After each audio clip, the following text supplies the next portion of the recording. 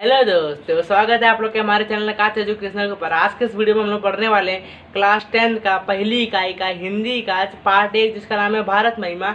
इसके लेखक है जयशंकर प्रसाद। आप लोग थंबनेल देख के तो समझ ही गए होंगे। आज के इस कविता में हम लोग ये पढ़ने वाले कि हम भारतवासी कैसे थे, हमारी परंपरा क्या है, हमारे पूर्वज कैसे थे, सब लोग को हम लोग आज इस कविता में अध्ययन करने वाले हैं। तो आइए आज की इस वीडियो को बिना किसी देरी से हम स्टार्ट करते हैं। तो चलते हैं हम लोग अपने बुक के स्क्रीन के ऊपर। दोस्तों, हिंदी विषय का पहली इकाई का ये पहला पाठ है, जिसका नाम है भारत महिमा। इसके लेखक है जयशंकर प्रसाद। इसके लेखक है जयशंकर प्रसाद की जो जन्म हुआ था 1890 में इनके जन्म हुआ था वाराणसी उत्तर प्रदेश में, और इनकी मृत्यु हुई थी 1937 में वाराणसी उत्तर प्रदेश में। और जो इनका परिचय है, ये मतलब एक कवि है, मतलब कविता लिखते हैं, नाटक लिखते हैं, अपना कथा लिखते हैं, उपसंग लिखते हैं, यहाँ तक कि निबंध भी लिखते हैं। ये मतलब इतने प्रकार के लेखक थे कि ये जयशंकर प्रसाद इतने चीज़ लिख सकते थे। इनकी परिचय हो चुका। अब आइए हम कविता पे नज़र रखते हैं कि कविता क्या कहती है, लेखक ने इस कविता के माध्यम से हमें क्या बताने की कोशिश की। तो आइए देखते हैं। हिमालय के आंगन में क्या लिखा है? हिमालय के आंगन में उसी किरण का दे उपहार, उषा ने हंसा अभिनंदन किया और पहनाया हीरक का हार। पहले दो लाइन का मतलब क्या होता है कि हिमालय के आंगन मतलब हमारा जो हिमालय माउंटेन, जिसको हम लोग इंग्लिश में बोलते हैं हिमालय माउंटेन जो है, वहाँ पे अगर आप सुबह सुबह जाओगे, सुबह जब सनराइज़ होता है, अगर आप वहाँ पे जाओगे ना सुबह सुबह, जब सनराइज़ होता है, सन जब ऊपर आता है, तो मतलब उसके ऊपर रिफ्लेक्ट मारता है हिमालय के ऊपर। वहाँ पे एकदम आप सुबह सुबह का अगर आप वहाँ पे अगर नज़ारा देखोगे तो आपको एकदम अलग लगेगा, आप उसको देखते खुश हो जाओगे। तो वही इधर लिखा हुआ है, हिमालय के आंगन में उसे किरण का दे उपहार। उपहार मतलब गिफ्ट। उसको किसने उपहार दिया? किरण किसने दिया? तो सूर्य ने दिया। सूर्य आके अपनी किरण से उपहार दिए। फिर क्या लिखा है? उषा ने हंस अभिनंदन किया और पहनाया है हीरक का हार। उषा मतलब क्या? उषा मतलब ये होता है मॉर्निंग, सवेरा, कि सवेरा हो गया। अभिनंदन किया, किसका अभिनंदन किया? सूर्य का अभिनंदन करते हुए हिमालय को पहनाया हीरक का हार। मुझे उम्मीद है कि समझ में आया होगा। अब आगे देखते क्या लिखा है। जग हम लोग जगाना विश्व लोक में फैले। क्या लिखा है? जग हम लोग जगाना विश्व लोक में फैले, फिर आलोक व्यमतोज पुंज हो, तब हुआ तत् नष्ट अखिल संस्कृति हो उठी अशोक। इसका मतलब ये होता है, देखिए, सबसे पहले हम लोग उठते हैं, उसके बाद पूरा जग उठता है। सबसे पहले सनराइज हमारे तरफ होता है, हम उठते हैं, हमारे बाद पूरी दुनिया उठती है। आलोक, यहाँ लिखा है, देखो यहाँ लिखा है आलोक। आलोक मतलब लाइट, तब जाके उनके पास सनराइज पहुँचती है। यहाँ लिखा है व्यमतोम। यहाँ पे देखिए क्या क्या लिखा है, व्यमतोम। व्यमतोम का मतलब ये होता है कि आप मॉर्निंग में लगभग 4 to 5 o'clock में सुबह उठना, उठ के आप बाहर जाना, स्काई में देखना है। स्काई में आप देखोगे तो आपको एकदम डार्कनेस दिखेगा, तो उसी को हिंदी में यहाँ ये बताया गया है। और अखिल संस्कृति हो उठी अशोक। अखिल संस्कृति हो उठी अशोक। अशोक मतलब हैप्पी, खुश हो गई, हमारी पूरी संस्कृति खुश हो गई। आगे क्या लिखा है? मुझे उम्मीद है कि समझ में आ रहा होगा आप लोग को। आगे क्या लिखा है? विमल वाणी ने वाणी ली, कमल कोमल कर में संप्रीत, सप्त स्वरूप सप्त स्वर सप्त सिंधु में उठे, छीण तब मधुर शाम संगीत। इसका मतलब है कि विमल वाणी का मतलब क्या होता है? एकदम स्वीट सॉन्ग, इतना अच्छा सॉन्ग, इतना अच्छा गाना कि हमें सुन के हमारा मन तारांकित हो उठे। ये लेखक यहाँ बताने की कोशिश किए हैं। फिर क्या लिखा है? कमल कोमल कर में प्रीत, मतलब सब में प्यार हम बांटते हैं। फिर यहाँ पे लिखा है सप्त स्वर सप्त सिंधु में उठे, छिड़ तब मधुर शाम संगीत। देखिए, हमारे देश में एक सिंधु नदी है। आप लोग ज्योग्राफी का हमारा लेक्चर देखे होंगे तो आपको मालूम होगा, हमने उसमें सिंधु नदी एक्सप्लेन किया है, तो जाके आप देख लेना। ये जो सिंधु नदी है, अगर आप सुबह सुबह अगर आप मॉर्निंग में 6 to 7 o'clock के बीच में अगर आप सिंधु नदी के पास जाएंगे तो वहाँ पे आपको मधुर मधुर संगीत सुनने की मिलेगी। मधुर संगीत किससे, जैसे वहाँ के आजू बाजू पेड़ रहता है, कोयल बैठे रहते हैं, कौआ बैठा रहता है, बहुत सारे मतलब पशु पक्षियाँ रहती है, उनके आपके मधुर संगीत सुनने को मिलेगा। आप वहाँ का फ्रेश मौसम देख के आपका मन तारान्वित हो उठेगा। इसमें इस लाइन में यही कवि जयशंकर प्रसाद बताने की कोशिश की है। आगे देखते हैं। विजय केवल लोहे की नहीं, धर्म की अधर्म की रही धारा पर, धर्म की रही धारा पर धूम, बिच्छू होकर रहते सम्राट, दिया दिखलाए घर घर घूम।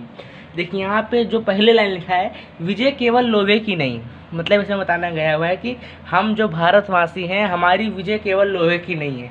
लोहे की मतलब ये कि हम लोग पूरी दुनिया को लोहे के बलबूते पे नहीं जीते, हम लोग किसी को बंदूक दिखा के नहीं जीते।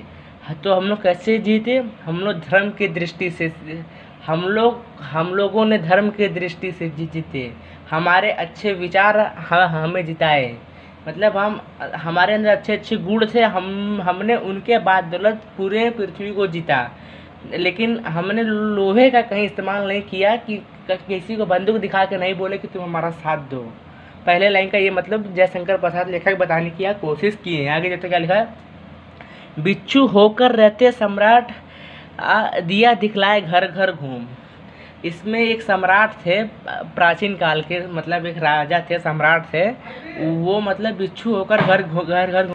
इसमें ये दिखाने की कोशिश की गई हुई है कि वो जो एक सम्राट थे वो बिच्छू होकर इसलिए घर घर घूमे कि वो दिखाना चाहते थे कि एक राजा का कर्तव्य होता है कि वो लोगों के यहाँ जा, उन्होंने ये दिखाने की कोशिश की है कि एक राजा का कर्तव्य ये होता है कि वो लोगों के घर घर जाकर उनकी समस्याएं सुने, उनको दूर करे।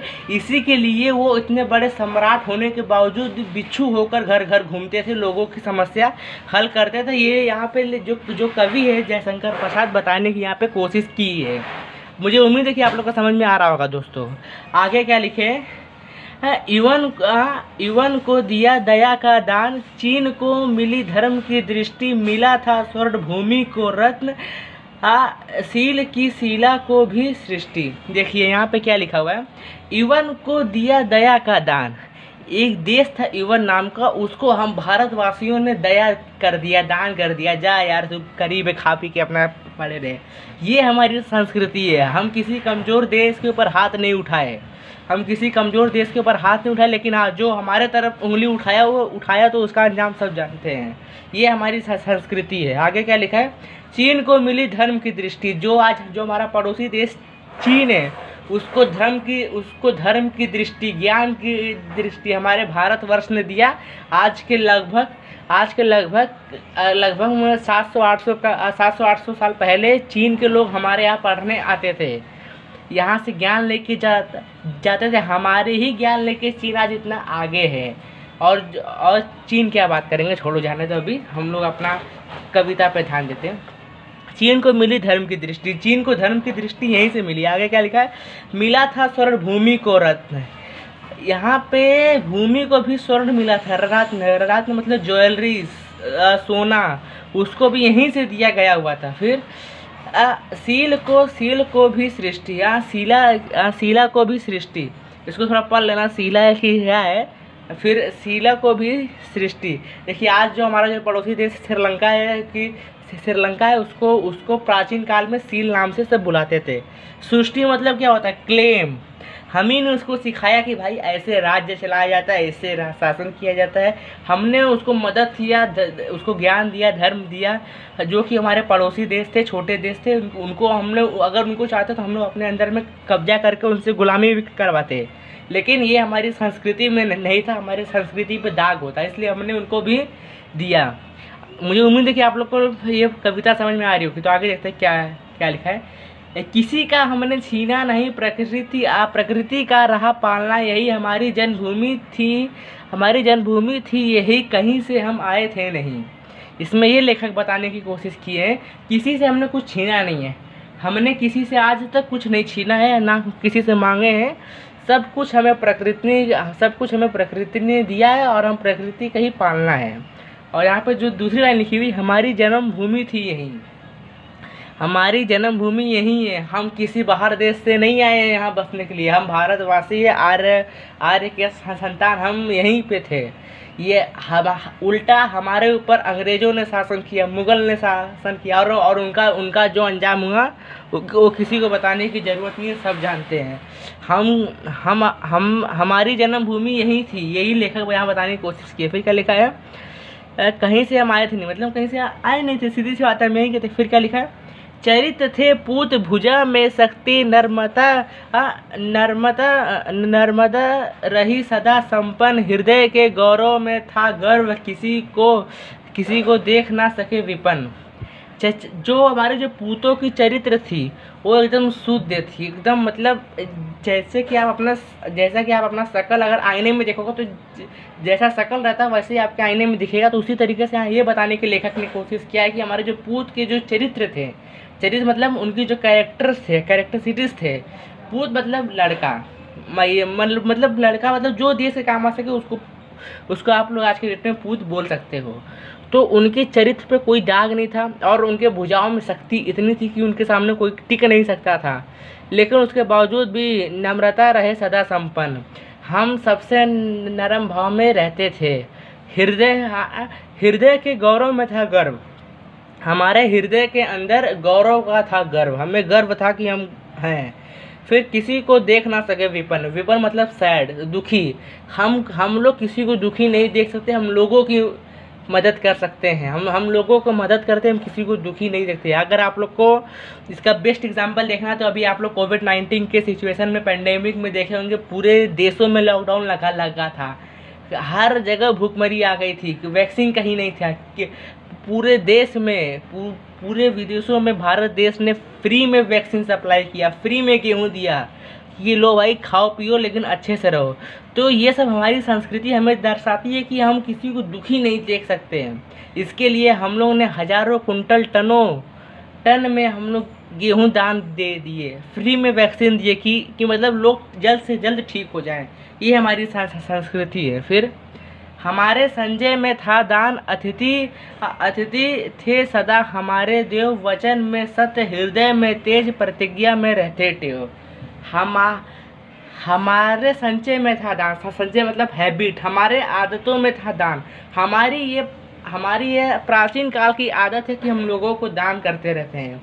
फिर क्या लिखा, अतिथि थे सदा हमारे टेव, हमारे घर पे जो गेस्ट आते, अतिथि आते, मेहमान आते हैं, उनकी सेवा में हम तट पर सबसे पहले हाजिर रहते हैं। आप लोग के घर में भी ऐसा होता होगा, हर घर में हमारे भारतवर्ष में पाया जाता है क्योंकि हमारी संस्कृति है। फिर वचन में थे सत्य, हमारी वचन इतनी सत्य थी कि जो अगर एक बार हम बोल दिए तो बोल दिए, उसे करना है तो करना है, चाहे कुछ भी हो जाए। फिर हृदय में था तेज, हमारी जो हृदय थी उसके अंदर तेज था, प्रतिज्ञा में रहता था टेव। हमारी जो प्रतिज्ञा थी, एक बार प्रतिज्ञा कर लिए ये काम करना है तो सिर्फ करना है, कुछ नहीं जानते, हमें करना ही करना है।